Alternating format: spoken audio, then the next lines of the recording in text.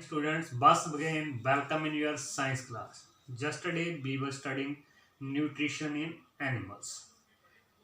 So, today, continuing with the same lesson, we will study different parts of the digestive system. कल हमने पढ़ा था mouth, buccal cavity, food pipe, esophagus, then after stomach. Then stomach was connected with the small intestine. एक part जो हमारा कल रह गया था, the small intestine is connected with the liver and pancreas. Here you can see the connection between the small intestine and tubes coming from the liver and pancreas. Liver also contain gallbladder where bile juice produced by the liver is stored. And again here is your pancreas. This also secrete the digestive juice. All the juice mix with the food and then helps in the digestion. So next we will study how digestion occur in the small intestine. So heading is absorption of digested food in the small intestine. तो इसमें है the digested food is absorbed by the walls of the small intestine. The walls of the small intestine जो हैं they contain villi. Villi, what are villi? They are the small finger-like projection which have blood vessels. ये जो होती हैं small intestine के अंदर finger like उंगली की तरह की प्रोजेक्शन जो आपको नजर आ रही हैं, ठीक है। और ये जो हैं आपकी डाइजेस्टेड फूड को क्या करती हैं, एब्जॉर्ब करती हैं, जो उसमें न्यूट्रिएंट्स होते हैं उसको एब्जॉर्ब करती हैं। अब ये पीछे जो बिलीज हैं they are connected with the blood vessel. तो एब्जॉर्ब फूड के जो न्यूट्रिएंट्स हैं वो जाके आपके ब्लड के साथ जो है मिक्स कर देते हैं। और यहाँ पे जो है एक बिली है और दूसरी आपकी माइक्रो बिलीज लिखी हुई है। अब इनका क्या है, ये जो है इनकी संख्या जो है बहुत अधिक होती है ताकि हमारे पास जो सरफेस एरिया है वो यहाँ पे इंक्रीज हो सके। अगर जितना ज्यादा सरफेस एरिया होगा एब्जॉर्प्शन के लिए उतनी ज्यादा एब्जॉर्प्शन जो है अक्कर होगी और उतने ही ज्यादा न्यूट्रिएंट्स जो है उस फूड से जो है एब्जॉर्ब किए जा सकते हैं। The absorbed materials are carried by the blood to the different parts of the body and used by the body. जैसे मैंने पहले कहा कि जो बिलीज हैं they are connected with the blood vessels. blood vessels जिनको हम कैपिलरीज भी बोलते हैं। तो ये जो प्रोसेस है, ठीक है, इस प्रोसेस को हम बोलते हैं एसिमिलेशन। कौन सी process? The absorbed material are carried by the blood to different parts of the body and used by the body. This process is known as the assimilation. The undigested food then passes into the large intestine. जैसे कि हमारे parts हैं small intestine के बाद large intestine है, तो जो undigested food हमारा बच जाता है वो फिर जो है लार्ज इंटेस्टाइन में चला जाता है। Now what happens in the large intestines? In the large intestine water and some salts, there are some, ठीक है, salt and water present in the large intestine. There the remaining waste then passes to the rectum and remains there are feces. तो होता क्या है, उसके बाद जो digestion होने के बाद जो वेस्ट बच जाते हैं वो हमारे लार्ज इंटेस्टाइन में जो है पहुंच जाते हैं। उसके बाद हमको it is removed through the anus from the time to time. उसको एनस के थ्रू जो है आपका जो एनस है ये आपकी लार्ज इंटेस्टाइन के नीचे वाला पार्ट जो है ये आपका रेक्टम कहलाता है। और उसके बाद रेक्टम जो है that is connected with the anus. तो जो आपका बेस मटेरियल है वो लार्ज इंटेस्टाइन से पास होता हुआ आपके रेक्टम तक और रेक्टम से पास होता हुआ आपके एनस के थ्रू जो है वो बाहर निकाल दिया जाता है। This process is called egestion. इस प्रोसेस को हम जो है इजेक्शन बोलते हैं। Student, now we will discuss the digestion in grass eating animals which is called ruminants. So as you know, there are many herbivorous animals such as cattle, goat, sheep, deer, buffaloes.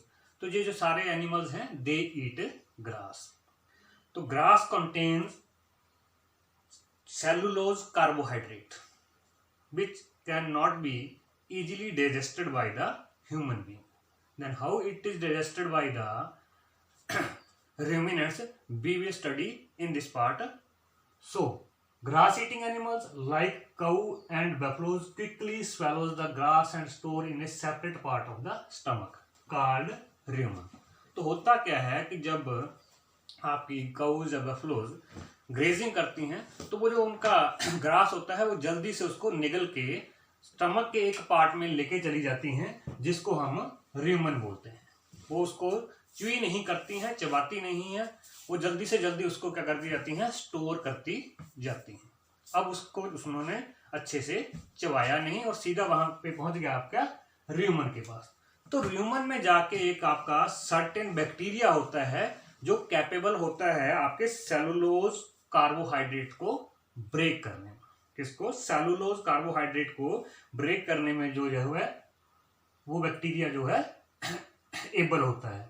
अब जो उन्होंने ruminants ने बिना चबाए हुआ खाना जो अंदर किया है उसको हम बोलते हैं कड। उसको क्या बोलते हैं? कड। तो यहाँ पे लिखा here the food is partly digested and is called cud. तो उस कड को वापस the cud is brought back to the mouth in small lumps and chewed. तो वो जो खाना उसने जो ग्रास बफलोज या डियर ने पहले खाया होता है उसको छोटे छोटे अमाउंट में वापस उस कड को वापस अपने माउथ में लेके आती है और द्वारा से उसको क्या करती है?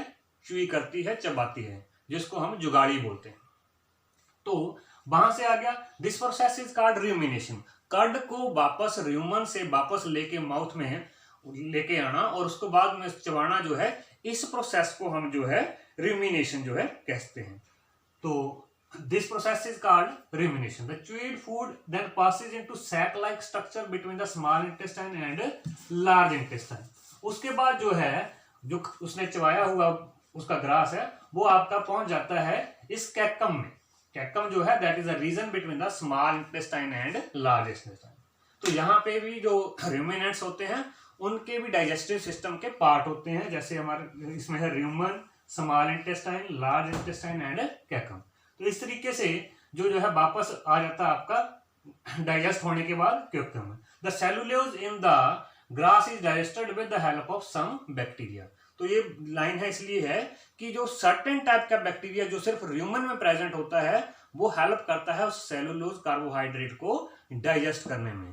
इसीलिए जो है ह्यूमन बीइंग जो है वो ग्रास नहीं खा सकते हैं क्योंकि they do not contain the, ठीक है, bacteria which can digest cellulose carbohydrates.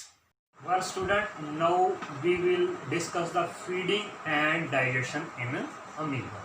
So before studying feeding and digestion in amoeba, we will study what is amoeba and where it is present.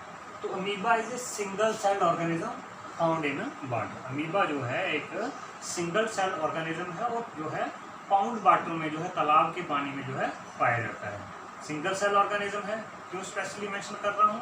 क्योंकि जो हमारे मैक्सिमम जो हैं और organism है they are multi cellular. अब बात करते हैं अमीबा की बॉडी स्ट्रक्चर के बारे में।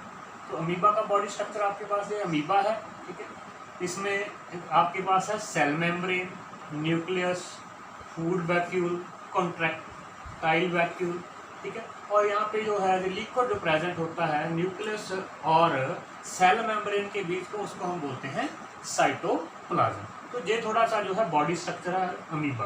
अब पढ़ेंगे कि अमीबा जो है फीड और डाइजेस्ट जो है वो कैसे करता है। Now the cell has a cell membrane, cytoplasm and nucleus, जो मैंने आपको पहले से ही एक्सप्लेन कर दिया है। The cytoplasm has many bubble like vacuoles. तो आपको दो वैक्यूल्स मैंने डिस्कस किए, एक food vacuole, contractile vacuole and digestive vacuole. तो होता क्या है कि ये जो अमीबा है इसके जो सूडोपोडिया बोलते हैं फास्ट फीड को, ये जब इसको कहीं पे भी फूड पार्टिकल नजर आता है तो ये अपने सूडोपोडिया से, आभासी पैरों से, नकली पैरों से उस जो है फूड को कैप्चर करता है। यहाँ आप देख रहे हैं कि ये अमीबा है और सामने इसके क्या रखा हुआ है, फूड पार्टिकल। तो यहाँ पे इसकी बॉडी पे जो है, ठीक है, ये आभासी पैर जो उसने है फास्ट फीड जो है निकाले हैं और इस जो है फूड पार्टिकल को जो है ट्रैप कर लिया है। उसके बाद ये जो फूड पार्टिकल है इसकी सेल मेम्ब्रेन से इसकी बॉडी के अंदर जो है एंटर कर जाता है। बॉडी के अंदर एंटर करने के बाद जो आपके डक्टाइल वैक्यूल और फूड वैक्यूल हैं, जहाँ पे इसकी जो है वो डाइजेशन जो है होती है। डाइजेशन होने के बाद जो भी एनर्जी रिक्वायरमेंट के लिए इसके पास मटेरियल आता है उसको जो ले लेता है, और बाद में जो अनडाइजेस्टेड पार्ट है वो जब इसकी बॉडी में बहुत ज़्यादा कलेक्ट होता चला जाता है तो उसको जो है इसकी सेल मेम्ब्रेन कहीं से भी रप्चर होके ब्रेक होके उस अनडाइजेस्टेड फूड को, जो उस अनडाइजेस्टेड पार्टिकल्स को क्या कर देती है, पानी के अंदर जो है वो बाहर निकाल देती है। तो इसकी प्रोसेस में है आपका डाइजेशन एंड एसिमिलेशन ये भी करता है, इंजेक्शन ये भी करता है। तो लगभग अगर बात करें तो ह्यूमन बीइंग और अमीबा दोनों में जो डाइजेशन प्रोसेस है वो एक जैसी रहती है। इसको हम उनका सिमिलरिटी पॉइंट जो है कह सकते हैं कि उसमें भी जो है आपकी पहले इंजेक्शन होती है, ठीक है, उसके बाद आपका जो है डाइजेशन होती है, फिर एसिमिलेशन होती है, ठीक है, फिर आपकी जो है एसिमिलेशन होती है और बाद में जो है वो इजेक्शन जो है कर देता है। तो ये रहते हैं इनके पॉइंट ऑफ सिमिलरिटी। अब पॉइंट ऑफ डिफरेंस भी पूछा जाता है। तो पॉइंट ऑफ डिफरेंस जो है दैट इज कि ह्यूमन बीइंग हैज माउथ या buccal cavity to enter the food, but in case of amoeba they have pseudopodia. वो कहीं से भी, ठीक है, अपने सेल मेम्ब्रेन को स्ट्रेच करके जो है फूड को कैप्चर कर सकता है। उसकी कोई स्पेसिफिक पॉइंट नहीं होता है through which the food enters in his body. तो ये जो है पॉइंट ऑफ डिफरेंस और पॉइंट ऑफ सिमिलरिटी जो है आपसे पूछा जा सकता है।